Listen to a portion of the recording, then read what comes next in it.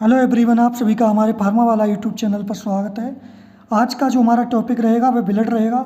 Blood का जो पहला लेक्चर था या पहली वीडियो जो थी वह हमारे फार्मा वाला यूट्यूब चैनल पर अपलोड हो चुकी है। वो जाके वहाँ से देख लें। उसमें हमने पढ़ा था ब्लड क्या है, ब्लड के फंक्शंस क्या हैं एंड ब्लड का कंपोजिशंस क्या है।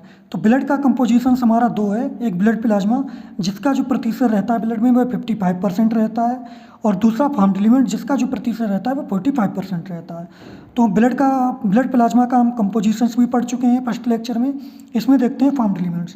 फार्म्ड एलिमेंट का जो प्रतिशत रहता है वह 45% रहता है। अब देखते हैं फार्म्ड एलिमेंट्स क्या होते हैं। फार्म्ड एलिमेंट जो होता है वो हमारा तीन चीज़ों से मिलकर बना होता है। एक आरबीसी रेड ब्लड सेल्स, दूसरा डब्ल्यूबीसी वाइट ब्लड सेल, तीसरा प्लेटलेट्स। अब आरबीसी देख लेते हैं क्या होता है। आरबीसी यानी कि red blood cells. Red blood cells also known as erythrocytes.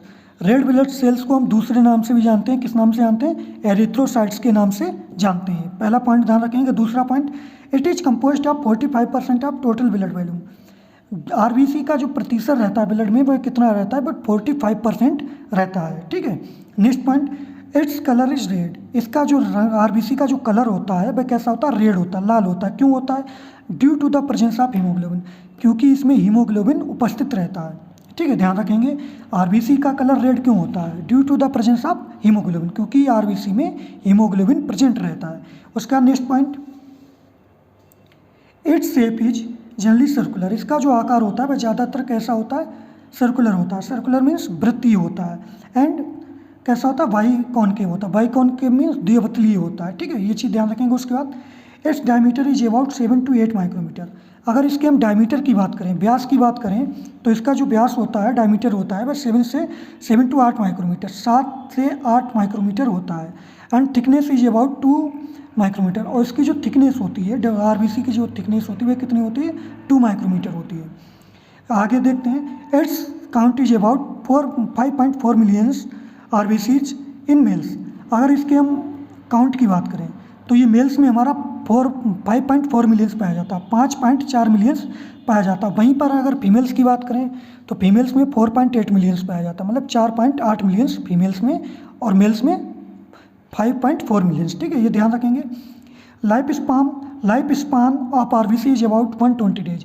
अगर यहीं पे हम अगर आरबीसी रेड ब्लड सेल्स की बात करें, ठीक है, तो इनका जो जीवन काल होता है वह 120 दिन का होता है। ठीक है, ये चीज़ें ध्यान रखेंगे। सभी पॉइंट इंपॉर्टेंट हैं। आरबीसी का जीवन काल कितना होता है? 120 दिन होता है। अब हमने देखा था जो आरबीसी का जो कलर होता है वह रेड होता है। क्यों रेड होता है? क्योंकि उसमें हीमोग्लोबिन प्रेजेंट होता है। तो हीमोग्लोबिन के बारे में भी 2-4 पॉइंट देख लेते हैं। तो पहला पॉइंट क्या है? Normal blood contains 13 to 15 gram of haemoglobin पर 100 ml वॉल्यूम। मतलब प्रत्येक 100 ml ब्लड की वॉल्यूम पर हीमोग्लोबिन जो बनता है वह 13 से 15 ग्राम बनता है। उसके बाद it is represented by HB. अगर इसको हम रिप्रेजेंट करेंगे तो किससे रिप्रेजेंट करेंगे या प्रदर्शित करेंगे? एचबी से प्रदर्शित करेंगे। उसके बाद 1 HB molecules contain 4 atoms of iron. अगर एक एचबी का अगर एक मोलिक्यूल्स है तो वह 4 एटम बनाएगा किसके? आयरन के। उसके बाद each atom of iron contains 1 molecules of O2। उसके बाद क्या है? जो हमारा आयरन था उसका एक एटम क्या बनाएगा? उसका एक मोलिक्यूल्स क्या बनाएगा? आयरन ऑक्सीजन का एक मोलिक्यूल्स बनाएगा। देखिए दोनों में एचबी का एक मोलिक्यूल्स 4 एटम बना रहा आयरन के, आयरन का एक एटम एक मोलिक्यूल्स बना रहा ऑक्सीजन का। उसके बाद क्या है? White blood cells. White blood cells they are also known as leucocyte. जैसे आरबीसी को हम एरिथ्रोसाइट नाम से जानते थे, वैसे ही वाइट ब्लड सेल्स को डब्ल्यूबीसी को किस नाम से जानेंगे? ल्यूकोसाइट नाम से जानेंगे। दूसरा point, its shape is generally amoeboid. इसका जो शेप होता है वह कैसा होता है? एमोवाइड होता है, मतलब अमीबा के आकार का होता है। It is colourless in nature. ये कैसा होता है? कलरलेस होता है, इसमें कोई कलर नहीं होता है। ठीक है। उसके बाद the normal count of WBC are 5000 to 10,000। अगर डब्ल्यूबीसी की बात करें तो डब्ल्यूबीसी का जो वॉल्यूम होता है ब्लड में वह कितना होता है? 5000 से 10,000 mmQ होता है। उसके बाद नेक्स्ट पॉइंट क्या है? When increase level of WBC leads to leukaemia. अगर हमारी बॉडी में डब्ल्यूबीसी का लेवल बढ़ जाएगा या डब्ल्यूबीसी का काउंट बढ़ जाता है तब वह कन्वर्ट हो जाता है ल्यूकेमिया या फिर ब्लड कैंसर में।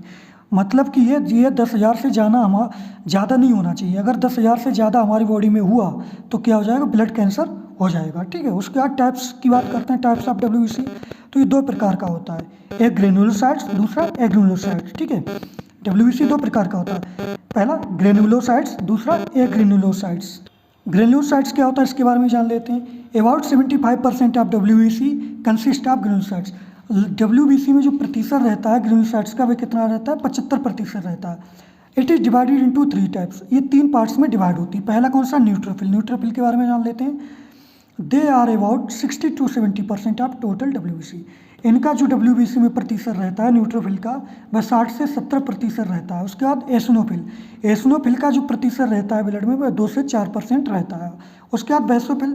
बेसोफिल का अगर हम प्रतिशत की बात करें, परसेंटेज की बात करें, तो जो बेसोफिल होता है इसका जो प्रतिशत रहता है डब्ल्यूबीसी में वह कितना रहता है, 0.5 से 1% रहता है। ठीक है, उसके बाद ये तो हो गया हमारा ग्रेनुलोसाइट्स। अब पढ़ते हैं ए ग्रेनुलोसाइट्स।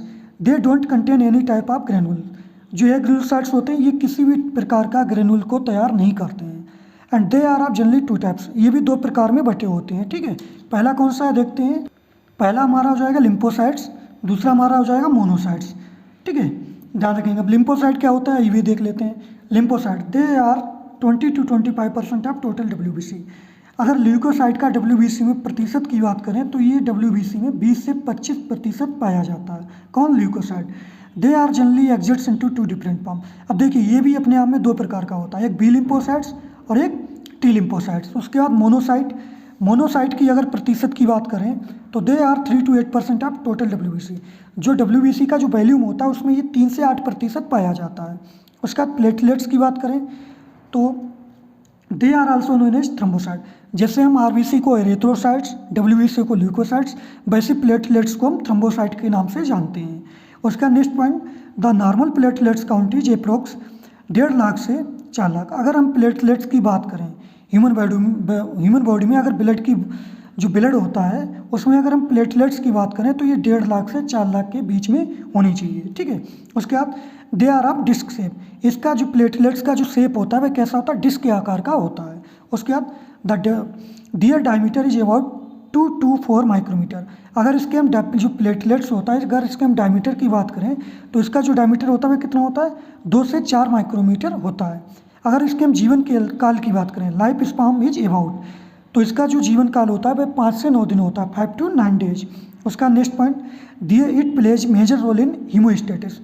जो प्लेटलेट्स होता है इनका जो मेजर रोल होता है वह क्या होता है, हीमोस्टेटिस। हीमोस्टेटिस मीन्स ब्लड क्लॉटिंग, मतलब ये ब्लड का थक्का जमाने में प्लेटलेट्स हमारी मदद करती है।